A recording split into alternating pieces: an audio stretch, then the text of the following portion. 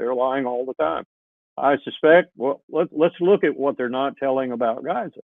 Whether you read the Lancet article, a very well-respected medical magazine, or you do what the Pentagon did with its template for urban terrain and try to assess the casualties that Israel is actually inflicted in Gaza on Hamas.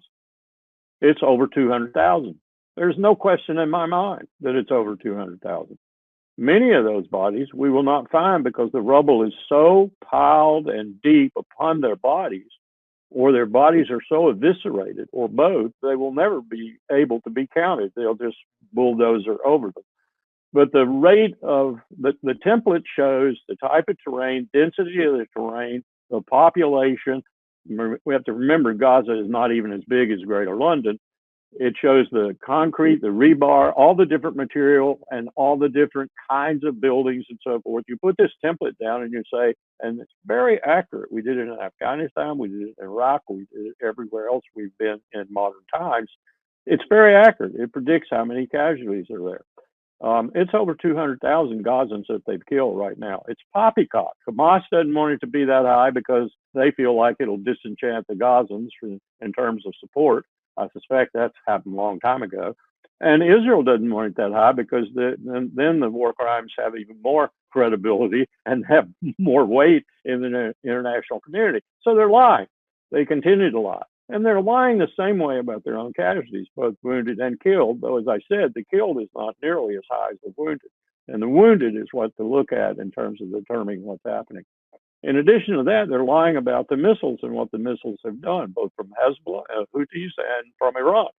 Now, Iran, in its first strike in April, went out of its way to let the United States, and the United States let Saudi Arabia and Jordan and other countries that helped know where the missiles were coming, to their very trajectory and their track, so we could shoot them, most of them, down.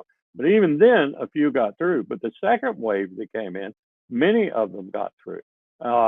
Defied Iron Dome, defied our Aegis cruisers and Aegis-like systems, and they will defy everything we've sent over there when it happens again. Like THAAD. THAAD is a joke in my eyes. THAAD's not going to do them any good with the few numbers that they have. The theater. It was the Theater High Altitude Air Defense, and then the Missile Defense Agency took it over, and now they call it the Terminal High Altitude Air Defense System. The secret to that really is not the missile itself so much as the radar and the sophistication of the radar.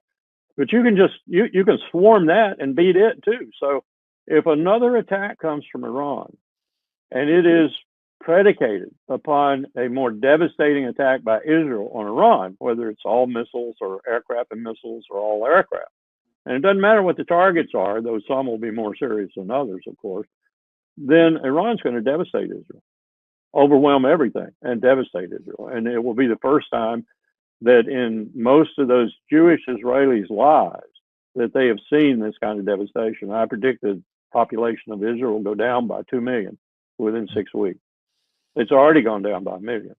And there are people who are leaving. Putin reached out. You know, the latest great wave of immigrants was Russians. Putin reached out and said, come back and we'll make life good for you. You were a brain drain. You're engineers, scientists, and other people. Come back to Russia.